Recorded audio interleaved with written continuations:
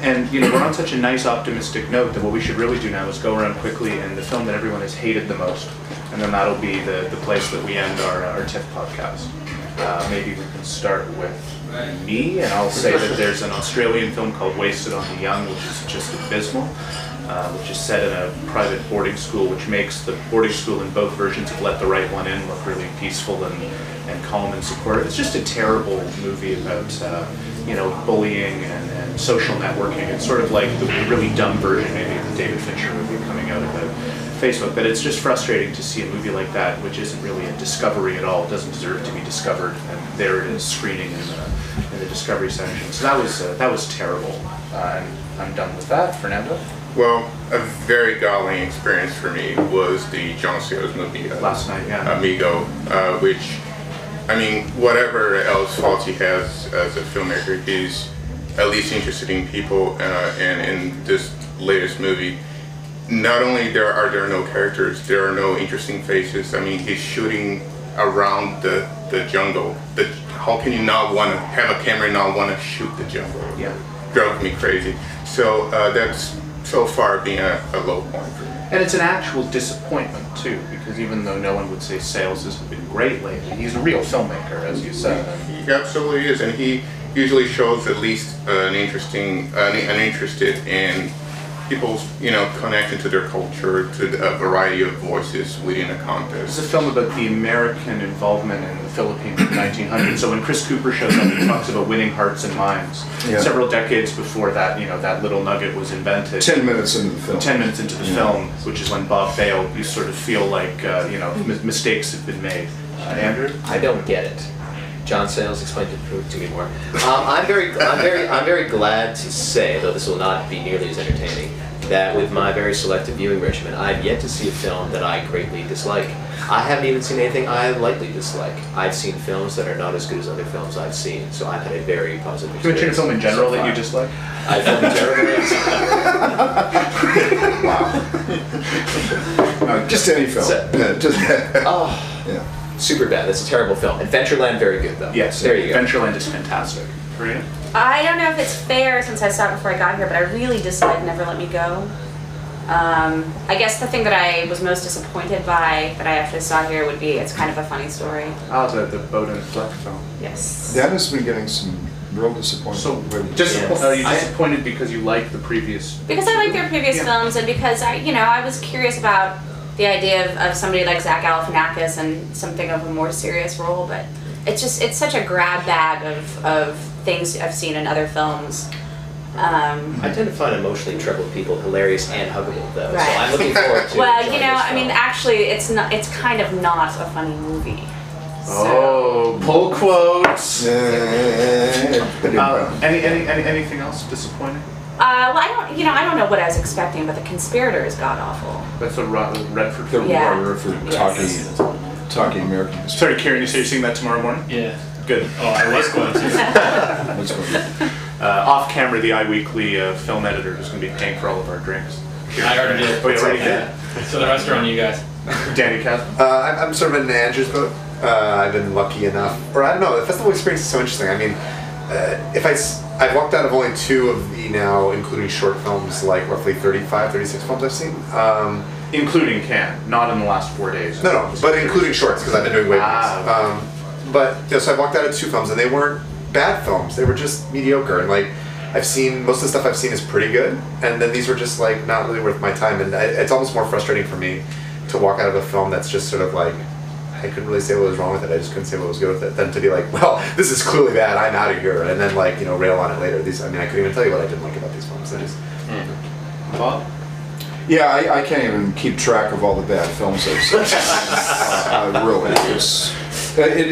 I've really not had a very good TIFF experience. This is the worst TIFF experience I've ever had. Seriously. But the bottom of the barrel, the absolute bottom of the barrel, and I dare anyone to cite a worse film at the festival than this is Passion Play. It has to be Passion Play. Starring Mickey Rourke, Megan Fox, Kelly Lynch, Bill Murray, Rhys Ifans. What? And with that the worst cast, CGI I've ever seen. And with that cast, you're going, wait, how bad can it be? You can't believe how bad this film is. Megan Fox, aptly named Megan Fox, I have to say, but it's strange voice on her, and she plays a bird woman with real eagle wings. Yeah, don't call her an angel. Yeah, don't call her an angel. And Bill Murray looking incredibly uncomfortable, and Mickey Rourke just like a mess. Why in the world is here outside of the talent factor, I suppose? What's Wrong with Virginia is really surprisingly bad, given that it's a Killer Films production. Christine Vachon and Gus Van Sant, co-produced, starring Ed Harris.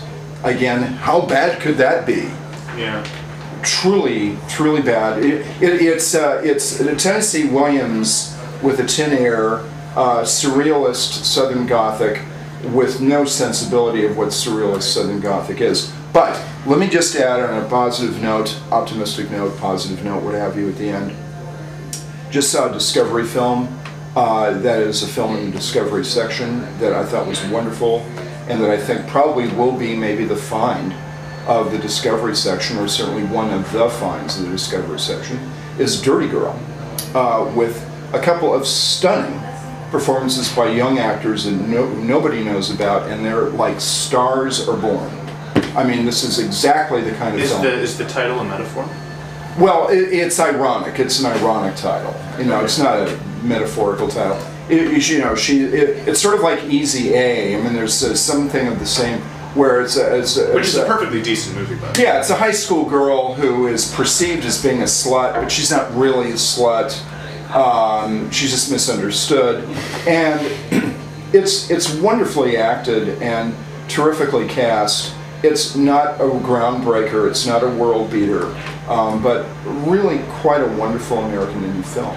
And one section that hasn't been brought up, and it's a shame that Jason left because he's seen more in it probably than the rest of us, is Midnight Madness, which often has some interesting finds and some disappointment. One film, I think I'm the only person here who's seen it, by a major filmmaker, which is great disappointment, is John Carpenter's film The Ward, which should be the kind of interesting showcase for all of these young and attractive actresses, but it kind of circles back to this idea of tourism, and I don't think we're going to end on Carpenter, but since I saw it, I just want to say that it's really disappointing to me that even in the bad films he's made, and the worse than bad films he's made, and the worse than bad films, and Ghosts of Mars, and that's the end.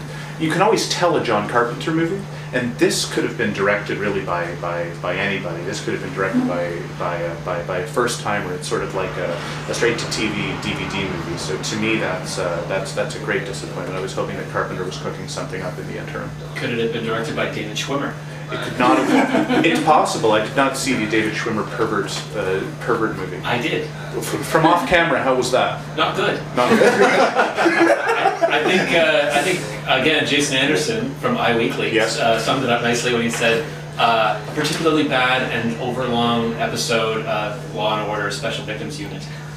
With special guest star director David Schwimmer from France. Right. I mean, is there anything else to say about directors here? Either people who've made movies that you wouldn't expect in maybe 2 sentences? I would say, just while we're pimping things, www.cinema-scope.com. Get your own efficient palm t-shirt. Seriously. Okay, and on that mercenary note, I think we're going to bring things to a conclusion. I really want to thank everyone who's here for participating. In order, I'll thank them. Bob Koehler, Danny Kasman, Karina Longworth, Andy Tracy, Fernando Croce, Jason Anderson, who left, off-camera Kieran Grant. My name's Adam. Thanks very much, and hopefully we'll see you guys next year. And hopefully next year you guys will all come back, and we'll have the glorious return of Scott Foundas and Mark Parenson to make it a completely full table. So, and thanks to Jason, our fabulous videographer. And thanks very much, guys. Thanks. Thank you. Bye. Thanks.